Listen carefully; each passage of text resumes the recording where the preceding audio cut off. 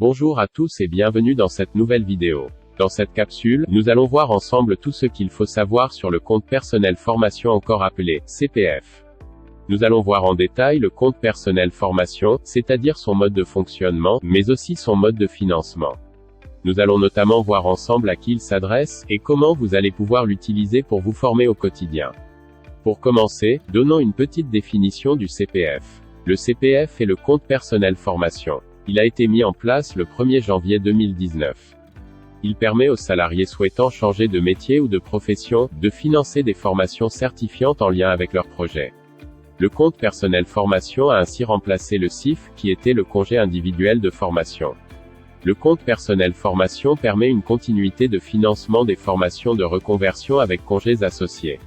Mais ses contours et modalités d'accès ont évolué. Ainsi, il permet aux salariés souhaitant changer de métier ou de profession, de financer des formations certifiantes en lien avec leur projet.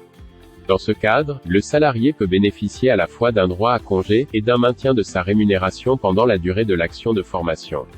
Le CPF rentre donc dans le cadre d'un projet de transition professionnelle. Voyons maintenant quelles sont les formations financées par le projet de transition professionnelle. Le projet de transition professionnelle peut être utilisé pour financer des formations certifiantes, éligibles au compte personnel de formation, destinées à permettre aux salariés de changer de métier ou de profession. Quelles conditions devez-vous remplir pour pouvoir utiliser votre projet de transition professionnelle ? Pour bénéficier d'un projet de transition professionnelle, vous devez justifier d'une ancienneté d'au moins 24 mois, consécutifs ou non, en qualité de salarié, dont 12 mois dans l'entreprise. Et ceci est valable quelle que soit la nature des contrats de travail successifs. Il faut savoir que l'ancienneté s'apprécie à la date de départ en formation du salarié.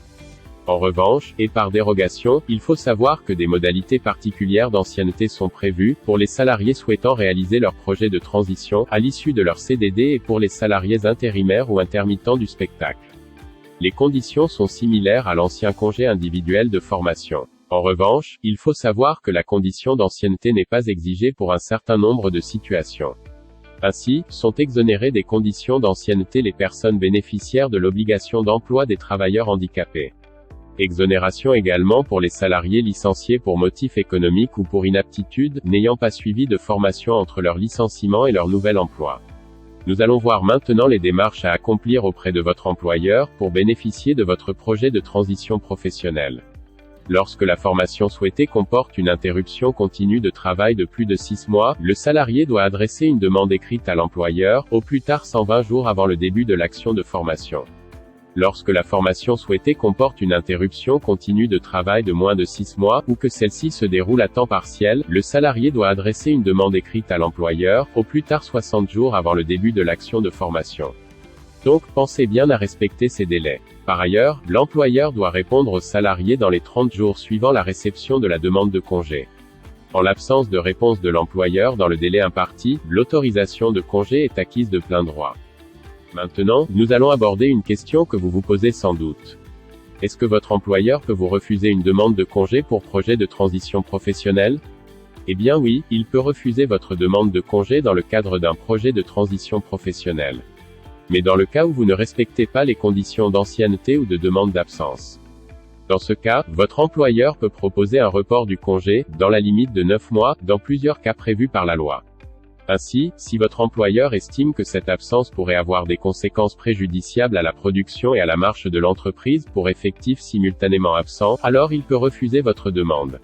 Mais il doit préalablement avoir consulté le comité social et économique. Voyons maintenant la rémunération dont vous allez pouvoir bénéficier pendant le congé de transition professionnelle. Depuis le 1er janvier 2020, les commissions paritaires interprofessionnelles sont chargées de prendre en charge financièrement les projets de transition professionnelle des salariés. Le salarié doit déposer une demande de prise en charge de son projet de transition professionnelle à la commission paritaire interprofessionnelle régionale agréée sur son lieu de résidence principale, ou son lieu de travail, pendant l'exécution de son contrat de travail.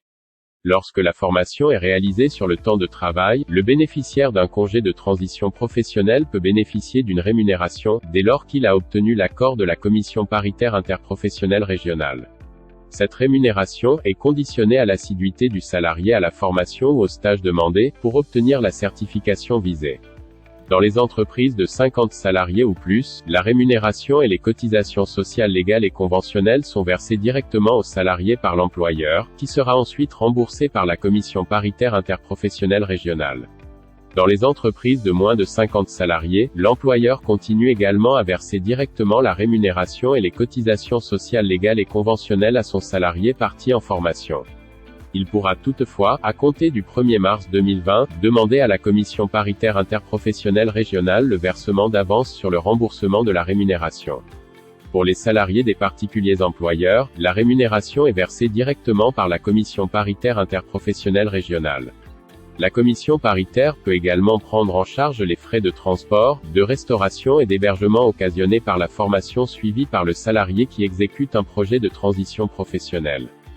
Qu'en est-il du cas particulier du salarié en CDD? Le salarié titulaire d'un contrat de travail à durée déterminée, qui bénéficie d'un projet de transition professionnelle, peut bénéficier du maintien de sa rémunération. Celle-ci est versée par la CPIR lorsque l'action de formation est réalisée après le terme du contrat de travail à durée déterminée. Dans ce cas, le salarié doit effectuer une demande de prise en charge de son projet de transition professionnelle à la commission paritaire interprofessionnelle régionale agréée sur son lieu de résidence principale ou de son lieu de travail pendant l'exécution de son contrat de travail. L'action de formation devra débuter au plus tard 6 mois après le terme du CDD du demandeur. Dans ce cas de figure, la rémunération lui est versée directement par la commission paritaire interprofessionnelle régionale. Voyons maintenant les cas particuliers des salariés intérimaires et intermittents du spectacle. Les salariés intérimaires et intermittents du spectacle qui sont en projet de transition professionnelle, bénéficient de conditions spécifiques d'ouverture du dispositif. Pour ces publics, la demande de prise en charge d'un projet de transition professionnelle pourra être adressée à la commission paritaire interprofessionnelle régionale, dans les 4 mois après la fin du dernier contrat de travail. L'action de formation devra toutefois débuter dans les 6 mois après le terme du dernier contrat de travail, dans les mêmes conditions que pour les dispositions prévues pour les salariés en CDD. La rémunération du salarié intermittent du spectacle en projet de transition professionnelle est versée directement par la commission paritaire interprofessionnelle régionale. Voyons maintenant quelles sont les incidences du projet de transition professionnelle sur le contrat de travail. Pendant le projet de transition professionnelle, le salarié est considéré comme stagiaire de la formation professionnelle. À ce titre, il bénéficie du maintien de sa protection sociale et est couvert contre le risque d'accident du travail. Durant cette période, le contrat de travail est suspendu mais non rompu. Le salarié doit donc justifier de sa présence en formation. À l'issue de la formation, il réintègre son poste de travail ou un poste équivalent. L'employeur n'est pas tenu de proposer un autre emploi prenant en compte la qualification acquise pendant la formation. Le temps passé en formation est assimilé à du temps de travail effectif pour le calcul des congés payés et de l'ancienneté. Il en va de même à l'égard des droits auxquels le salarié peut prétendre du fait de son ancienneté dans l'entreprise. Par exemple les primes, 13e mois, vacances, bilan ou gratifications, liées à l'ancienneté dans l'emploi. Le salarié en congé de formation conserve le droit d'exercer des mandats de représentant du personnel ou de délégué syndical. Il reste également électeur et éligible aux élections professionnelles. Les actions de formation du projet de transition professionnelle s'accomplissent en tout ou partie pendant le temps de travail, sauf cas particulier. Voilà pour cette vidéo consacrée au CPF. J'espère que cette vidéo vous aura permis d'y voir plus clair, sur un sujet pas toujours facile à bien maîtriser. Si vous avez des questions, vous pouvez les poser au sein des commentaires de cette vidéo. Je vous invite par ailleurs à vous abonner à la chaîne. Vous trouverez le bouton pour vous abonner en tête de la chaîne. Bon courage pour vos projets et je vous dis à bientôt, pour de nouvelles vidéos, consacrées à la reconversion professionnelle.